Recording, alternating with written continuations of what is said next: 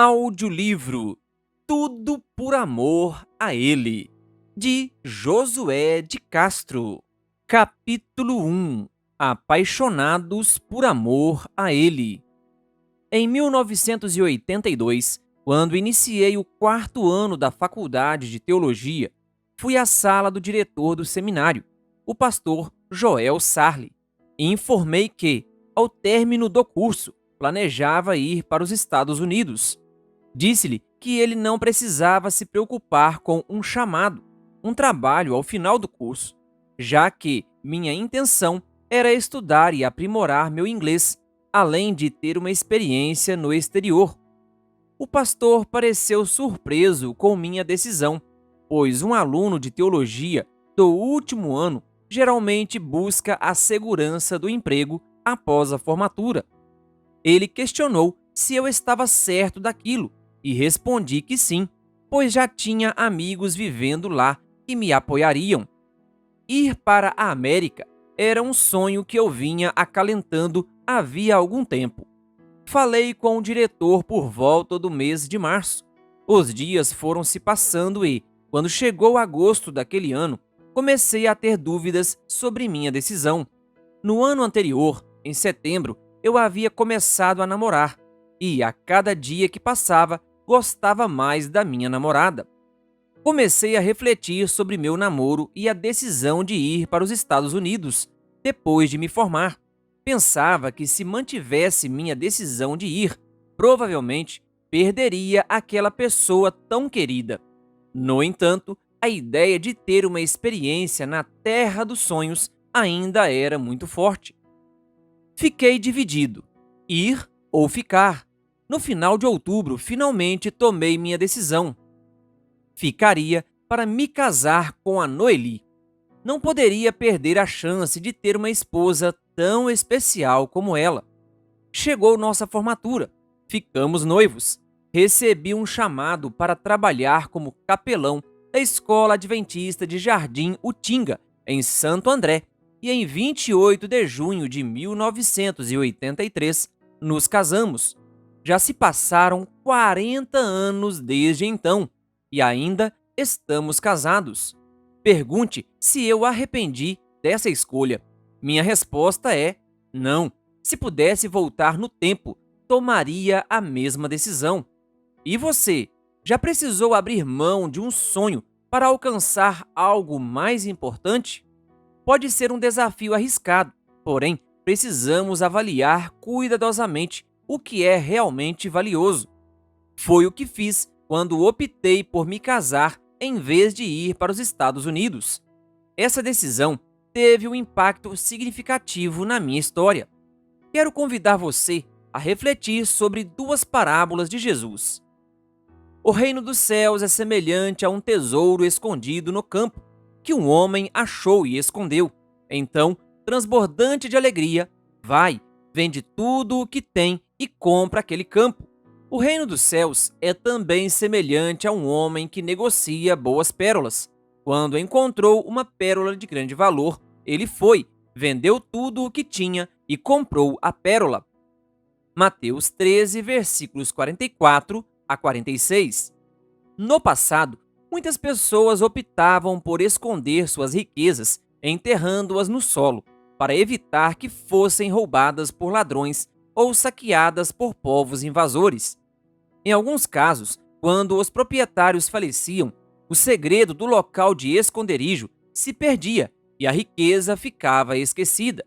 Eventualmente, outros proprietários ou arrendatários das terras, ao trabalharem com o solo, acabavam encontrando uma fortuna escondida.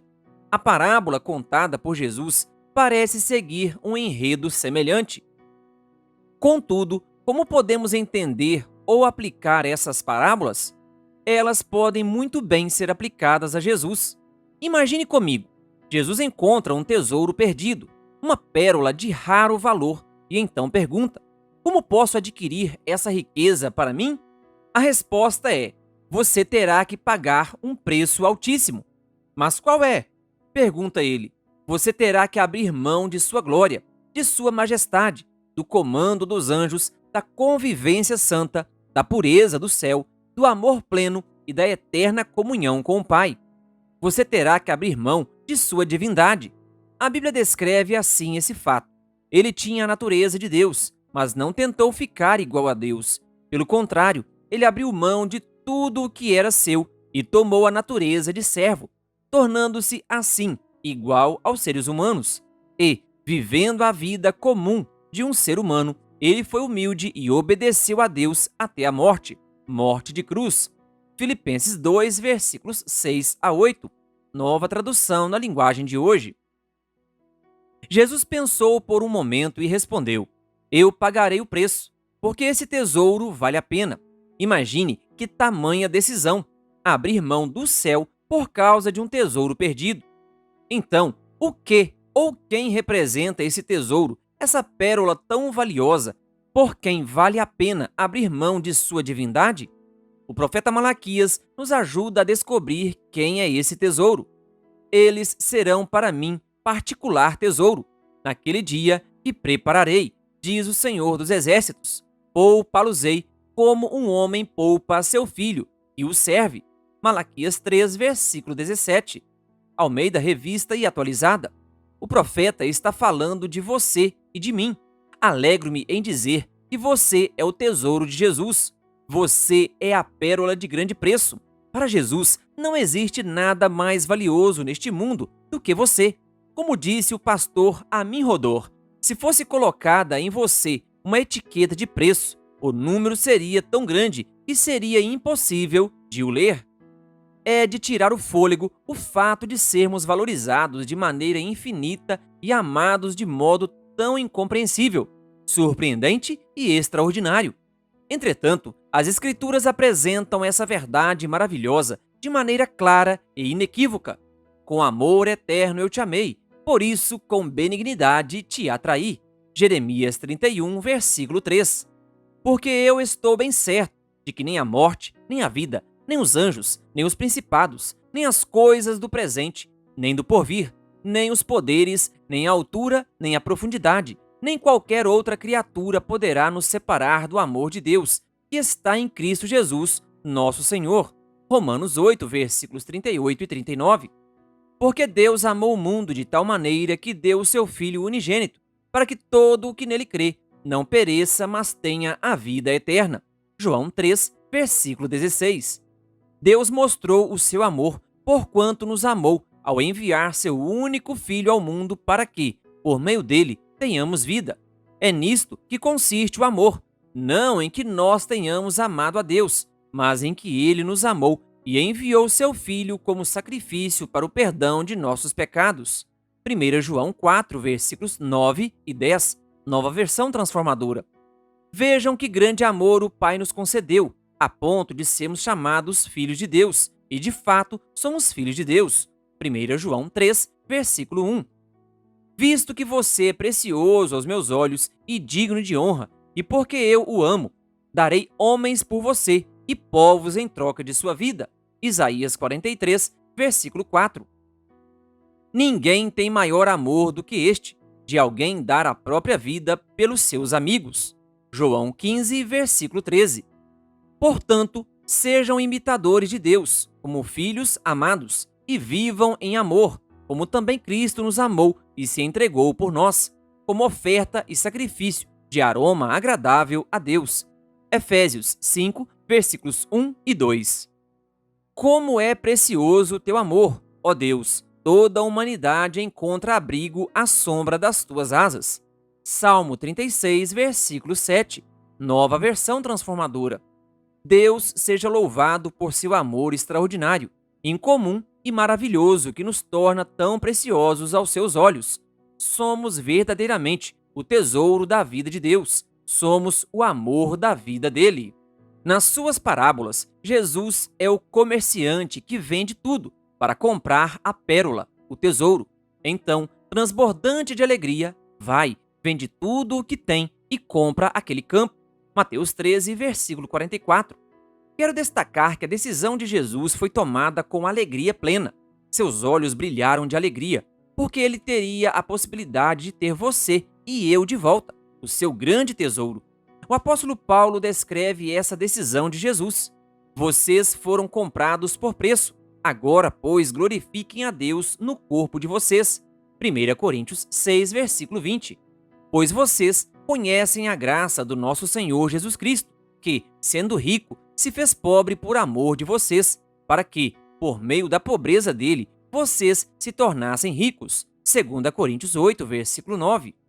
Pedro também apresenta esse propósito de Jesus com estas palavras: pois sabem que não foi por meio de coisas perecíveis como prata ou ouro que vocês foram redimidos da sua maneira vazia de viver, transmitida por seus antepassados, mas pelo precioso sangue de Cristo, como de um cordeiro sem mancha e sem defeito, conhecido antes da criação do mundo, revelado nestes últimos tempos em favor de vocês.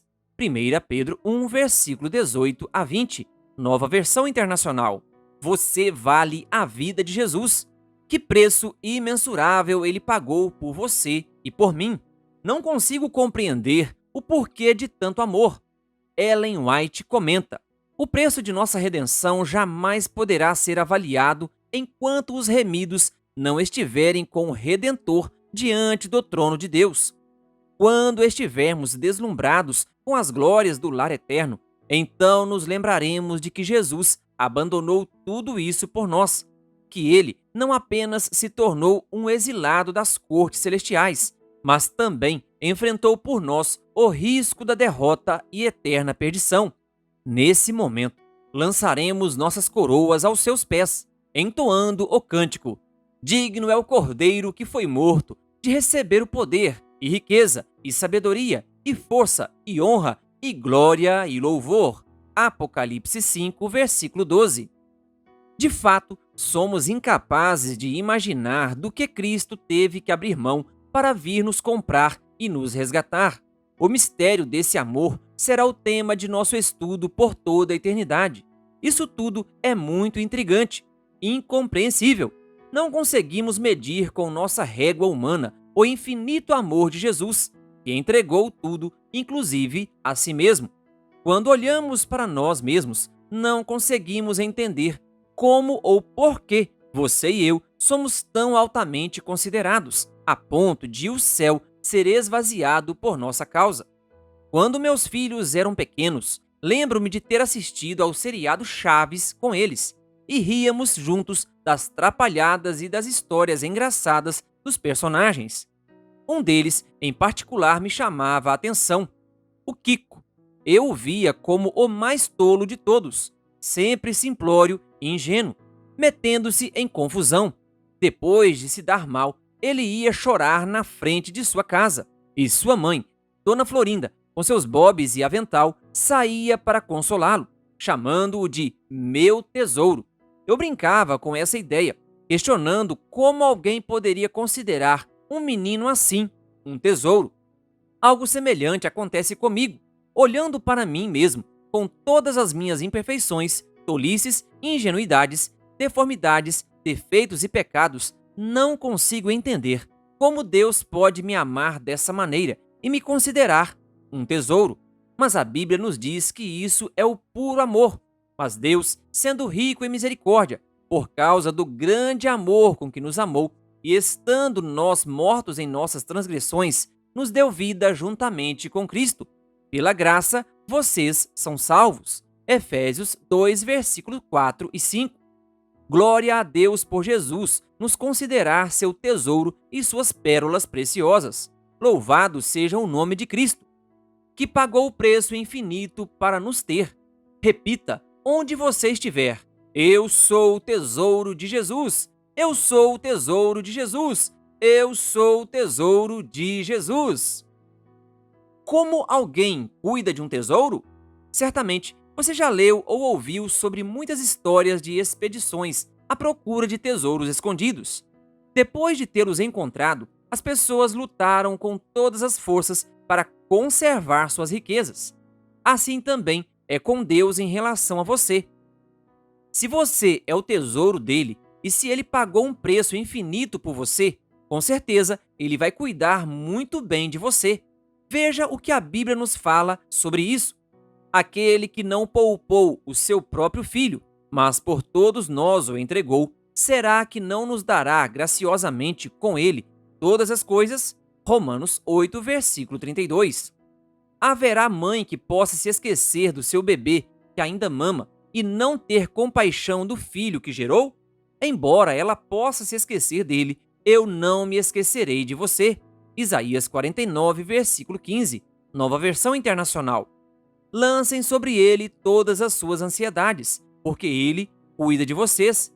1 Pedro 5, versículo 7, Nova Versão Internacional. Observem como crescem os lírios. Eles não trabalham, nem fiam. Eu, porém, afirmo a vocês que nem Salomão, em toda a sua glória, se vestiu como qualquer deles. Ora, se Deus veste assim a erva que hoje está no campo e amanhã é lançada no forno, muito mais fará por vocês, homens de pequena fé. Portanto, não fiquem perguntando o que irão comer ou beber, e não fiquem preocupados com isso. O Pai de vocês sabe que vocês precisam delas. Lucas 12, versículos 27 a 30. Porque assim diz o Senhor Deus: eis que eu mesmo procurarei as minhas ovelhas e as buscarei, como o pastor busca o seu rebanho, no dia em que encontra ovelhas dispersas. Assim buscarei as minhas ovelhas. Ezequiel 34, versículos 11 e 12. Deus promete cuidar de você e de mim, porque somos sua posse preciosa. Confie nele, espere nele e descanse nele. Quem ou o que é o seu tesouro? Seria oportuno, diante de tudo o que vimos até aqui, refletirmos sobre a aplicação da parábola e pensarmos: quem ou o que é o meu tesouro? Podemos identificar isso ao observarmos onde concentramos nossas atenções e preocupações, como usamos nosso tempo e dinheiro e onde investimos nossas melhores energias. Quando perguntados sobre o que ou quem é a coisa mais preciosa que temos, muitos já respondem automaticamente que Deus e a família são o maior tesouro delas. Será mesmo? Isso não seria apenas um clichê? Gostaríamos que fosse, mas na verdade não é. Para muitas pessoas, se não para a maioria delas, Deus não é o principal nem o mais importante. A carreira profissional, o trabalho, o jogo, o lazer, o prazer, a casa, o carro e o poder ocupam as primeiras e principais atenções delas. Nós nos iludimos com nossos discursos vazios e distantes da realidade. Jesus afirmou: porque onde estiver o seu tesouro, aí estará também o seu coração. Mateus 6, versículo 21. Portanto, precisamos nos questionar onde está o nosso coração e se estamos valorizando o que realmente importa, pois Deus deve ser o nosso maior tesouro e o centro de nossa vida. Onde realmente está o seu coração? Como poderíamos responder ao amor sem igual de Jesus por nós? Deus espera que nosso amor a Ele seja supremo, intenso, profundo e sem concorrência. Ele deseja ser o primeiro em nossas afeições e escolhas. Jesus respondeu: ame o Senhor, o seu Deus, de todo o seu coração, de toda a sua alma e de todo o seu entendimento. Mateus 22, versículo 37. Quem ama o seu pai ou a sua mãe mais do que a mim, não é digno de mim. Quem ama o seu filho ou a sua filha mais do que a mim, não é digno de mim.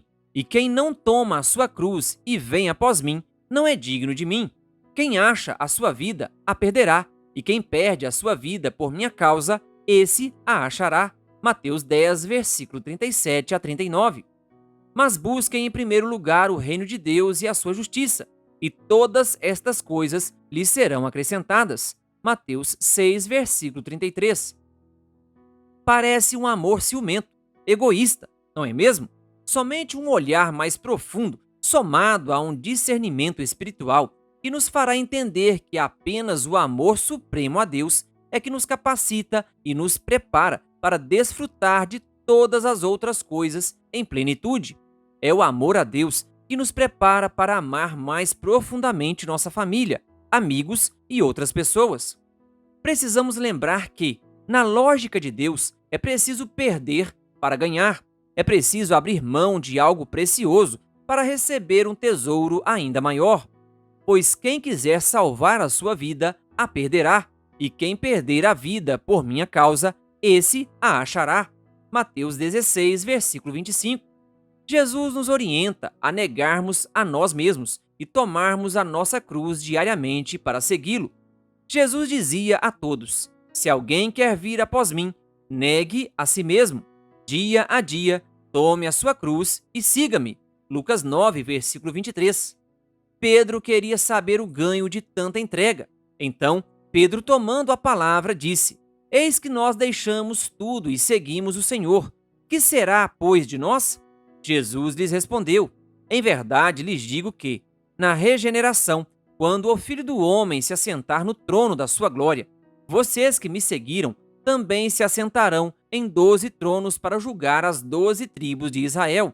E todo aquele que tiver deixado casas, irmãos, irmãs, pai, mãe, filhos ou campos, por causa do meu nome, receberá muitas vezes mais e herdará a vida eterna. Mateus 19, versículos 27 a 29.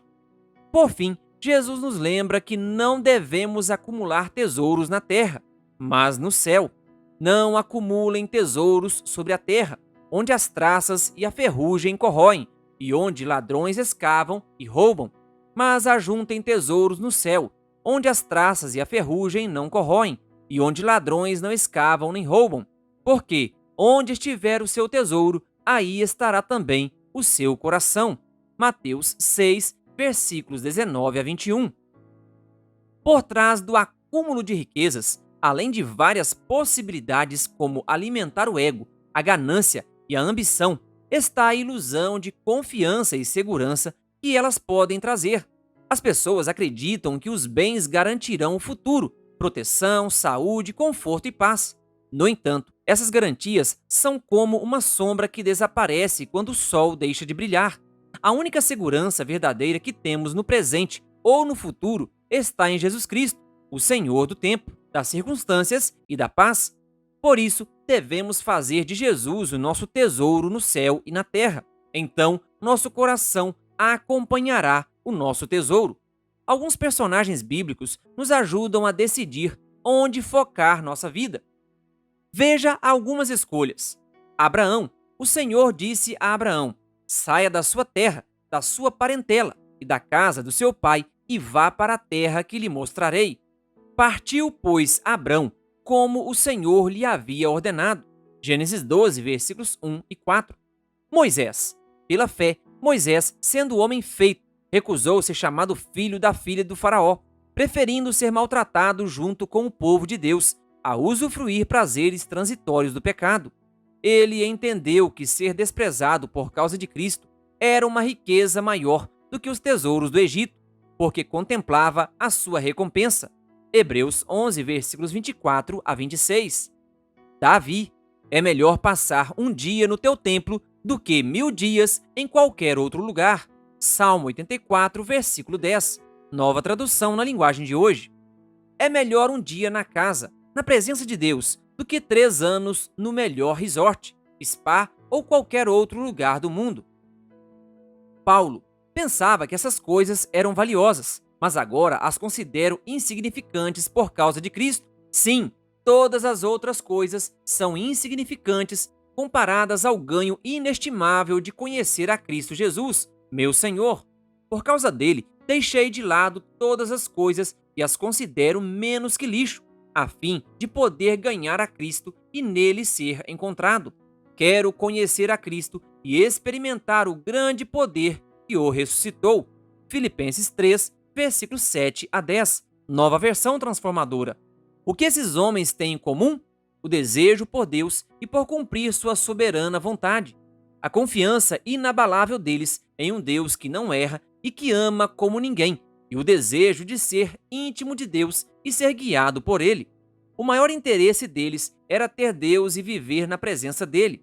Eles deixaram um testemunho profundamente forte de escolhas muito radicais, porém acertadas e de resultados muito frutíferos. Qual seria, então, a melhor escolha para nós, já que temos tantos bons exemplos de onde colocar o nosso coração? Pense por um momento nas seguintes questões. Qual é a sua maior fonte de alegria? O que mais lhe traz prazer na vida? As respostas a essas perguntas podem nos ajudar a identificar onde estamos concentrando nossas atenções. Se perguntássemos a Jesus qual seria a resposta dele, há uma citação reveladora sobre isso. As horas de maior felicidade para ele eram aquelas em que podia se afastar do cenário de seus labores e ir para o campo a meditar nos quietos vales, a entreter comunhão com Deus na encosta da montanha ou entre as árvores da floresta. Imagino Jesus indo dormir e pensando: tomara que a noite passe rápido para que eu possa me encontrar com o Pai. Às vezes, ele nem conseguia dormir, tamanho era o interesse de comungar com seu Deus. Passava noites conversando com ele. Estar em comunhão com o Pai, em intimidade com Deus, era a maior fonte de alegria para Jesus. Para muitos de nós, a maior fonte de alegria pode ser jogar, viajar, estar com amigos, fazer compras, assistir a um filme, namorar, comer e muitas outras coisas. No entanto, falar com Jesus, pensar nele, ouvi-lo, andar com ele e compartilhar a vida com ele deveria ser a nossa maior fonte de alegria e nosso supremo objetivo de vida. Um Deus menor adorado. Em 2015, nos mudamos da cidade de São Paulo para Campinas e fomos morar perto do estádio Moisés Lucarelli, do clube de futebol Ponte Preta. Como nosso apartamento ficava no 13º andar, podíamos ver metade do campo lá de cima. Havia jogos 2 vezes por semana e era comum ver os torcedores chegando 1 hora antes do jogo. Muitos grupos vinham cantando, com bandeiras e tambores, e cada jogo era uma festa. Depois, já dentro do estádio, eles se abraçavam para cantar e dançar. Quando a Ponte Preta marcava um gol, era possível ouvir o grito de alegria de longe. Era fácil saber se o Ponte havia ganhado, pois ao final do jogo as pessoas saíam buzinando os carros, o que durava pelo menos uns 20 minutos. Durante a semana, esses torcedores comentavam o jogo, tentavam convencer outras pessoas a mudarem para o time deles e guardavam dinheiro para ir aos próximos jogos. Era uma verdadeira paixão. Ao observar esse espetáculo, pensei que essa devoção equivalia à adoração de um deus, o deus Futbaal. Confesso que senti inveja da alegria, entusiasmo, fervor, fidelidade e paixão com que essas pessoas cultuavam esse deus. O ardor com que cantavam, as declarações de amor ao time, os sacrifícios para comparecer aos cultos chamavam a atenção. Regularidade, pontualidade e fidelidade eram trinômios que definiam a devoção desses adoradores. Sempre que iam ao templo, o estádio, os devotos levavam seus deuses e ofertas, representados pelos ingressos para os jogos. Eles também faziam evangelismos, tentando converter mais pessoas para a sua religião, ou seja, para torcer pelo time deles. E comentavam o sermão durante a semana, discutindo os detalhes da partida. Muitos defendiam seu Deus com fervor, chegando até mesmo a morrer por sua veneração. É lamentável ver pessoas idolatrando um Deus que não faz nada por elas, não as ajuda, não as ama, não as protege e não oferece esperança para o futuro. E é triste perceber que nós, que afirmamos amar e adorar a Deus, muitas vezes temos tão pouco fervor, tão pouca paixão, pouco envolvimento e pouca vibração em relação a Ele e à sua causa. Será que nosso amor está sendo sufocado por outras coisas? O pastor Tércio Sarli, no capítulo O Grande Negócio da Vida, do livro A Hora Tranquila, disse: a busca do reino de Deus deve ser o grande negócio da vida. Tudo mais deve ficar subordinado a ela. George Miller, 1805 a 1898, nascido na Alemanha, foi evangelista e missionário na Inglaterra. Tornou-se notável por sua fé na providência de Deus e por seu trabalho com crianças desamparadas. Ele administrava um orfanato através da oração. Nunca pediu nenhum recurso a ninguém, a não ser a Deus, em oração. Jamais faltou o necessário para as mais de 10.000 crianças que passaram por lá. Disse que Miller tinha o registro de suas milhares de orações atendidas. Certa vez, Ao compartilhar com ministros e obreiros por ocasião de seu aniversário de 90 anos, George Miller falou da seguinte forma a respeito de si mesmo: "Eu me lembro da minha entrega absoluta ao Senhor. Fui convertido em novembro de 1825, mas somente 4 anos mais tarde, em julho de 1829, entreguei meu coração ao Senhor de forma absoluta. Somente então abandonei o amor ao dinheiro, à paz, à posição, aos prazeres e aos compromissos mundanos. Deus somente, tornou-se a minha porção. Encontrei nele o meu tudo. Não desejava nada mais, e pela graça de Deus, assim permaneço até hoje. Isso me fez um homem feliz, um homem profundamente feliz, e levou-me a ocupar-me somente com as coisas de Deus. Antes eu lia um pouco as Escrituras, mas preferia outros livros. Todavia, desde o dia em que me entreguei totalmente ao Senhor, a revelação que Ele fez de si mesmo tornou-se uma bênção incomparavelmente mais preciosa para mim. Posso afirmar de coração que Deus é um ser infinitamente amoroso. Oh, não fiquemos satisfeitos até que, do mais profundo de nossa alma, possamos dizer: Deus é um ser infinitamente amoroso. Não podemos ficar satisfeitos com nada menos do que amar e conhecer a Deus profundamente, significativamente e de todo o coração. O que são os nossos tesouros? Um garotinho perguntou para a mãe se ela sabia onde estava o Napa. Mas o que é Napa? A mãe perguntou, e então ele respondeu: é aquela folha que mostra onde a gente guarda o tesouro. Ele estava com a mão cheia de tampinhas de garrafa PET e queria saber onde estava o mapa para guardar o tesouro que estava segurando. Às vezes, somos como esse menino. Nossos tesouros não passam de tampinhas de garrafa diante do verdadeiro tesouro que Deus tem para nos oferecer, Ele mesmo. Em Jesus há riquezas infinitas. O apóstolo Paulo ressalta: a mim, o menor de todos os santos, foi dada esta graça de pregar aos gentios o evangelho das insondáveis riquezas de Cristo. Efésios 3, versículo 8. Como são grandes as riquezas de Deus! Como são profundos o seu conhecimento e a sua sabedoria! Quem pode explicar as suas decisões? Quem pode entender os seus planos?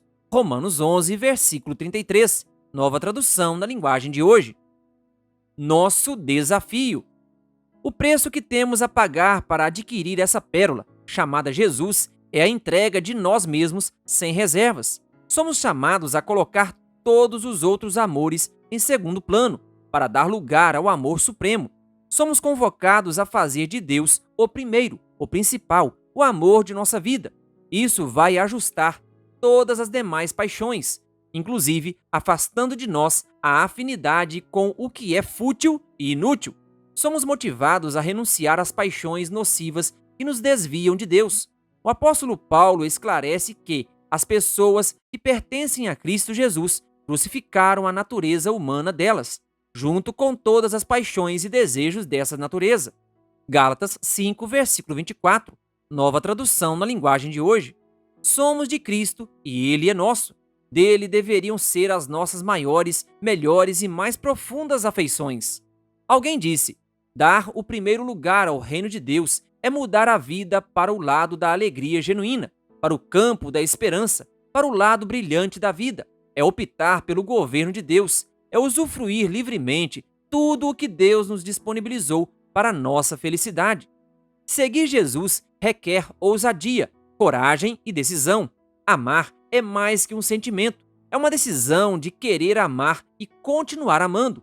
Se não amarmos a Cristo, para quem será o nosso amor? De que adiantará uma pessoa ganhar o mundo inteiro e perder a sua alma? Ou que dará uma pessoa em troca de sua alma? Mateus 16, versículo 26. Quem tem nosso amor? O céu clama por crentes encantados pelo amor de Cristo, redimidos por sua graça, comprometidos com seus propósitos, habilitados pelo Espírito e obedientes às suas ordens, de tal maneira que estejam dispostos a enfrentar a própria morte por sua causa. Você já encontrou pessoalmente o seu tesouro? Já comprou o campo? Já achou a sua pérola de grande preço? Já a obteve? Lembre-se, Você é o tesouro de Jesus. Deixe que ele o alcance. Querido ouvinte, que Deus lhe abençoe. Se inscreva em nosso canal e ative o sininho das notificações. Canal O Bom da Bíblia, compartilhando a palavra de Deus.